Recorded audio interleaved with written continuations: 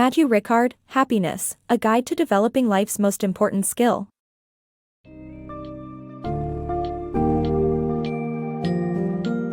Discover the secret to cultivating lasting happiness in Happiness, A Guide to Developing Life's Most Important Skill, by Matthieu Ricard.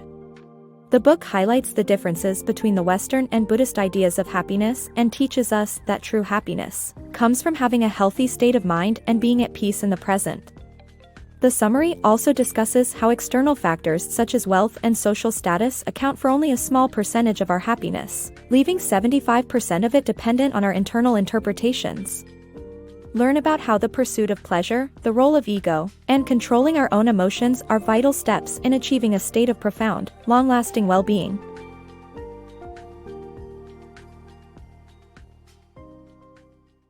The Philosophy of Happiness. In his book, Matthieu Ricard, the author emphasizes that happiness is attainable through mental discipline and generosity. Drawing from Buddhist philosophy, Ricard concludes that happiness is a state of mind that can be attained through training the mind to dispel negative thoughts and cultivate positive ones, such as empathy and compassion. By doing so, individuals can achieve an enduring sense of well-being and inner peace. Ricard challenges readers to rethink their view of happiness as a pursuit of pleasure and material wealth and instead cultivate a life of meaning and purpose. This book serves as a roadmap for those seeking a lifestyle grounded in joy and contentment. The pursuit of true happiness. What is true happiness? Westerners often mistake it for fleeting moments of joy, such as passing an exam or winning a game. However, happiness is more profound than that. Buddhism teaches that true happiness can only be achieved by having a healthy state of mind, free of negative emotions and unburdened by memories and future plans. This mental state is known as sukha. While genetics play a role in defining our potential for happiness, studies show that 75% of it is within our control. By changing our interpretation of the world, we can cultivate happiness and live a fulfilling life. In conclusion, it is possible to attain true happiness through a peaceful state of mind and a positive worldview. The pursuit of happiness. True happiness lies within ourselves and cannot be achieved through external factors such as wealth or social status. The pursuit of happiness solely through external means is futile as it leads to an endless cycle of desire and dissatisfaction. The concept of the hedonic treadmill illustrates this well, where we strive for new and exciting things, but our level of happiness does not increase. To find true happiness, we need to focus on our inner being and accept that temporary things like material possessions do not bring lasting joy. Inner peace and serenity arise from reaching a high state of inner well-being, allowing for resilience in the face of failure and humility in success.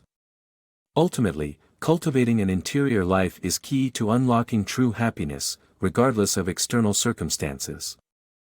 The pursuit of happiness. Happiness is often confused with pleasure, leading to disappointment. Pleasure is fleeting, and chasing it results in shallow gratification.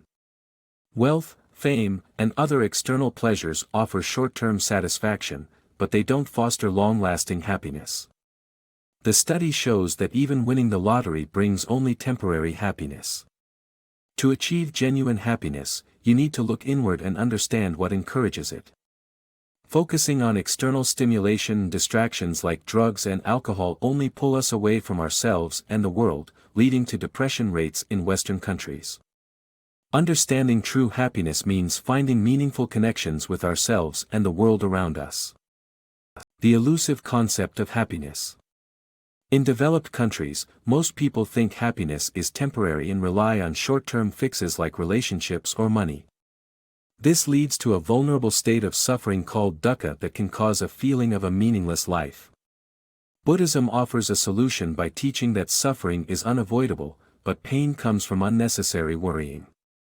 By giving up this mindset, we can unlock true, long-lasting happiness and fulfillment in life.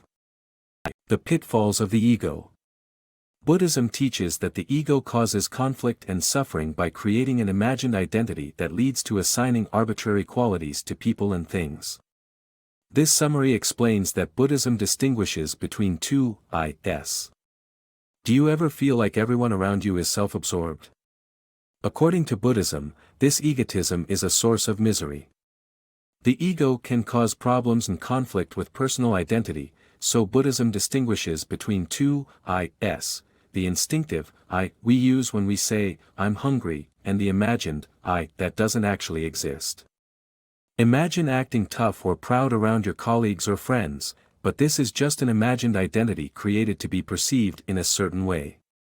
However, it's this second I that slowly becomes the core of a person's being, causing them to avoid anything that threatens it and gravitate towards anything that pleases it.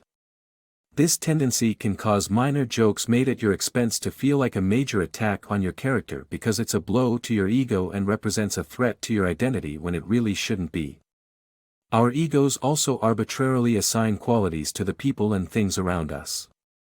For example, when you think, "this is nice" or "this is ugly," you unconsciously let your mind superimpose these attributes on the thing you're thinking about, leading to labeling a person as good or evil based only on one aspect of that person's personality.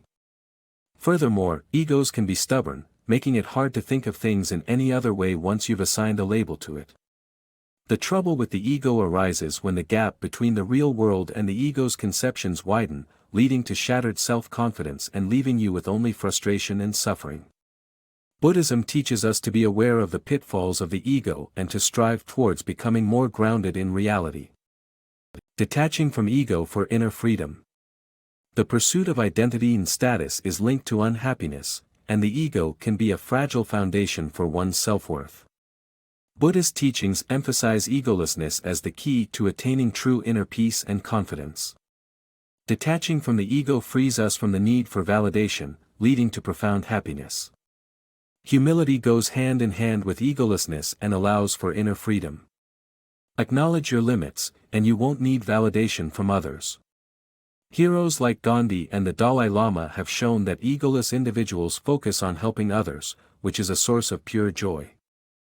Taming your emotions. Our emotions can be our greatest allies or enemies, and the causes of our distress are often hidden. Negative thoughts can spiral out of control unless they are identified and addressed. Being mindful of our triggers and focusing on positivity can lead to inner peace.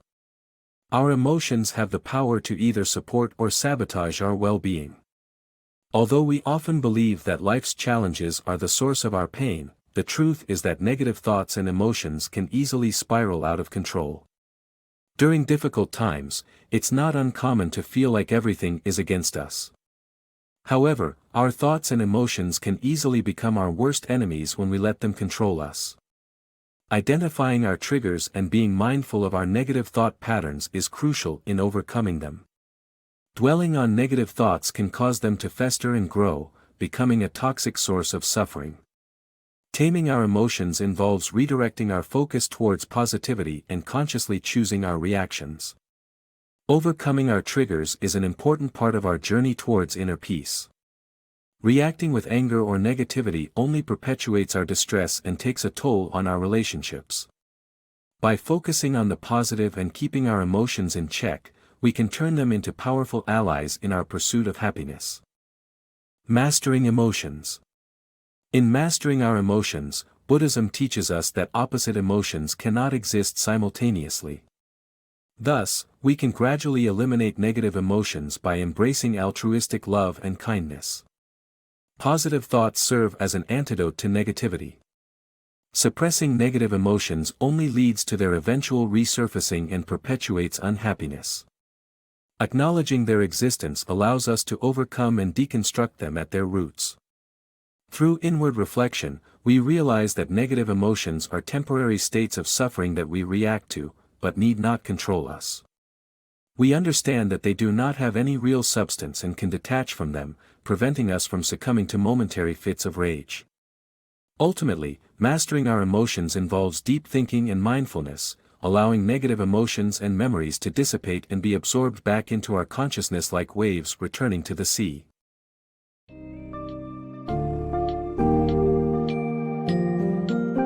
In conclusion, Matthieu Ricard's Happiness, A Guide to Developing Life's Most Important Skill, advocates for finding contentment within oneself rather than relying on external factors that often lead to short-lived satisfaction. Achieving true happiness, according to the book, involves cultivating a healthy state of mind, letting go of ego and identity, understanding the difference between pleasure and happiness, and managing one's own emotions. By incorporating these principles into our daily lives, we can strive for true inner well-being that will lead to a more fulfilling, meaningful existence.